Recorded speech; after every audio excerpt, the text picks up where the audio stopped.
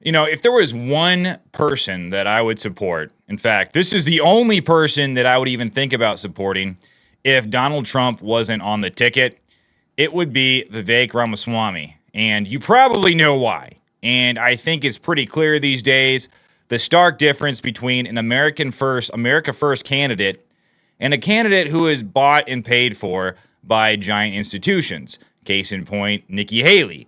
But Vivek Ramaswamy pulls no punches. He goes after the media.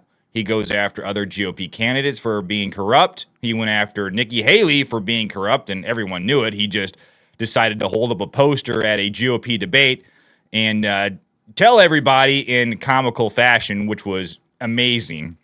He reminds me a lot of Trump. And very recently, he was asked by a reporter, a mainstream media reporter. I'm not sure which company she worked for.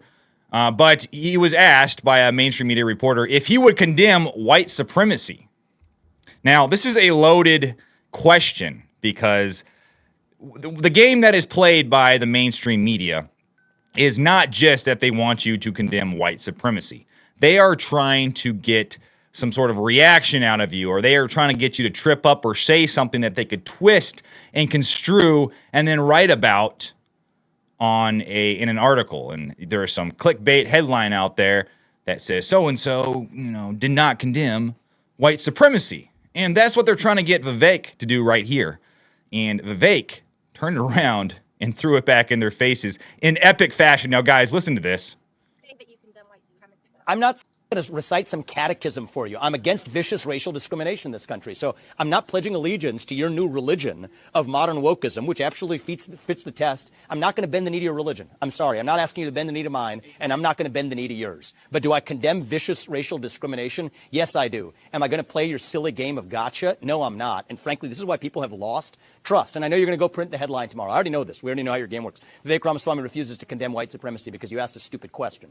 The reality is, I condemn vicious racial discrimination in this country, but the kind of vicious and systematic racial discrimination we see today is discrimination on the basis of race in a very different direction. You want to know what the best way is to end discrimination on the basis of race? Stop discriminating on the basis of race. Do that, and we're going to move this country forward. And I don't care whether you're black or white or brown or anything in between.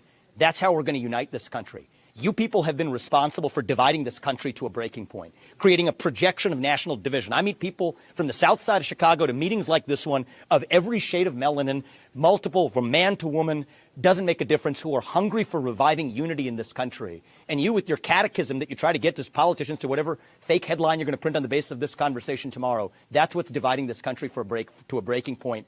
Shame on you. Look people in the eye and tell them what you've actually failed to tell them for the last 5 years. Own the accountability for your own failures as the media. That's how we rebuild trust in this country. And until then, I don't have a lot of patience to play the games. I absolutely love this. Vivek Ramaswamy, when I watch him, my hope for America is re-energized. My patriotism is re-energized. I have hope for the future of the United States when I see candidates like Vivek Ramaswamy, who reminds me a lot of Trump, and in a lot of ways, he's kind of a more articulate Trump. He's kind of a nerdy guy, but he plays it off very well. He seems very intelligent, and the answers that he gives are just very basic and cut and dry. And like he says here, do you want to stop dividing people based off of race? Well, stop dividing people based off of race. It's a very simple solution. He doesn't get into all these complicated solutions because that's not what we need.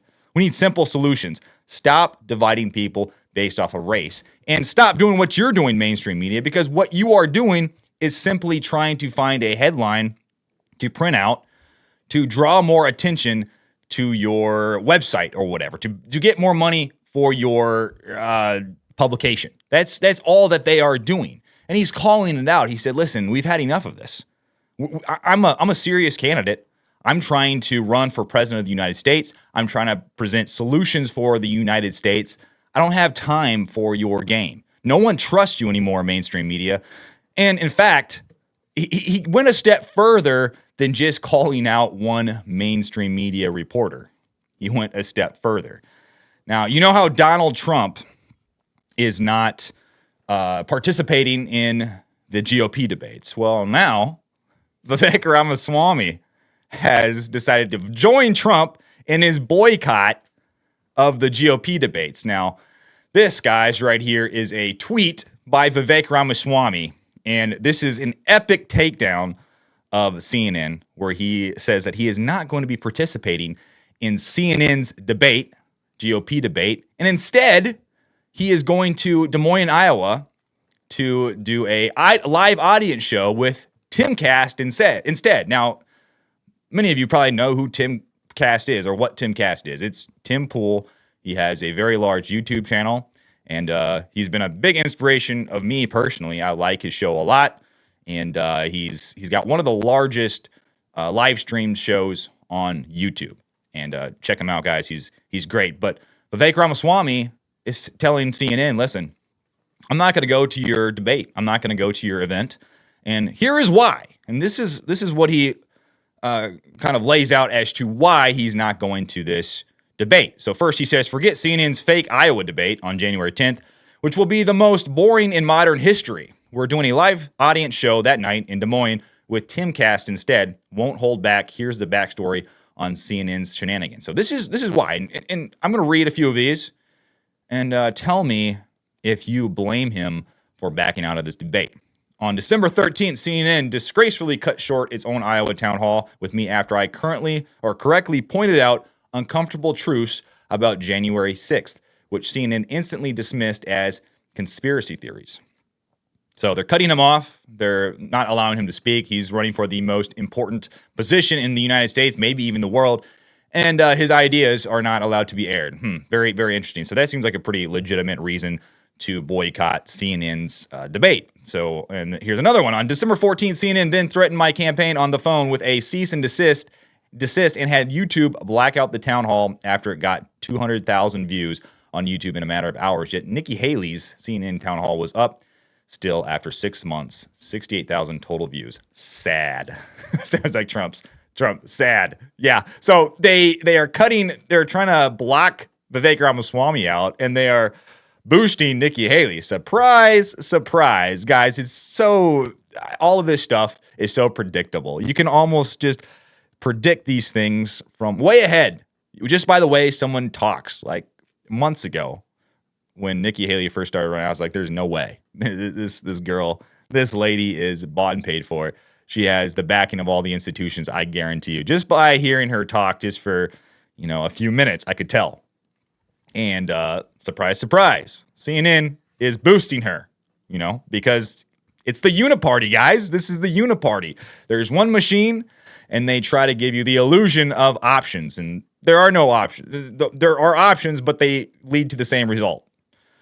CNN commentator Van Jones said he was literally shaking when he heard me speak, me, Vivek. And my rhetoric is one step away from Nazi propaganda. So they're using this old trope of Nazi propaganda, the same trope that they used on Donald Trump to say that Vivek, to try to bring people to this idea that Vivek is this somehow dangerous individual who is going to divide America by race and by ideas. And it's the projectocrat thing. These Democrats, the mainstream media, whenever there is a candidate that has the potential to produce actual change, they always project onto that candidate what they themselves do, you see? Because for them, that is a threat. It's a threat to them. But what they try to do is they try to spin that around to make it look like it's a threat to you. So Vivek Ramaswamy is a threat to you, but really, he's a threat to them. Same with Donald Trump. Donald Trump is a threat to you, they try to make you see. But really, in reality, he is a threat to them. So therefore, they want to try to make you think in your head, in your brain. They try to make you not look at what's reality right in front of your face. They try to make you see that he's a threat to you when really he is not. He is there to actually help America, to put America first and not foreign countries, not just a few institutions that are really large in the United States. He is there to actually spread it around so that the people of the United States, the cities, the infrastructure gets fixed, our borders get fixed. not just some foreign country gets filled with money. CNN anchor Caitlin Collins said, I use a reasonable tone to sell sinister lies to people who aren't paying close attention and might think what he is saying maybe is legitimate. So this is just par for the course, what mainstream media does.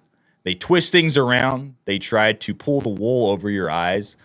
And it's really funny because they say he tries to use this reasonable tone to sell dangerous ideas. And I listen to this, I read this stuff, and it just blows my mind that some people fall for mainstream media still. Some people fall for these CNN anchors as if they don't know that there is money behind the scenes that is pulling the strings and is being pushed in certain directions to tell these CNN anchors or these mainstream media anchors what to say.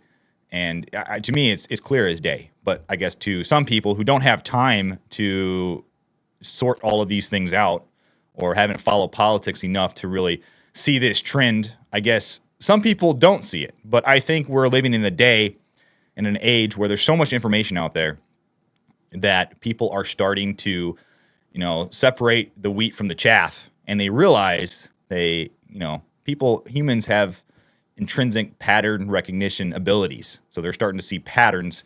And one of those patterns is that mainstream media is corrupt. They're lying to you. They are lying to you, plain and simple. But it's really good to see Vivek Ramaswamy, constantly putting out these videos where he is pushing back against the establishment. I love to see it.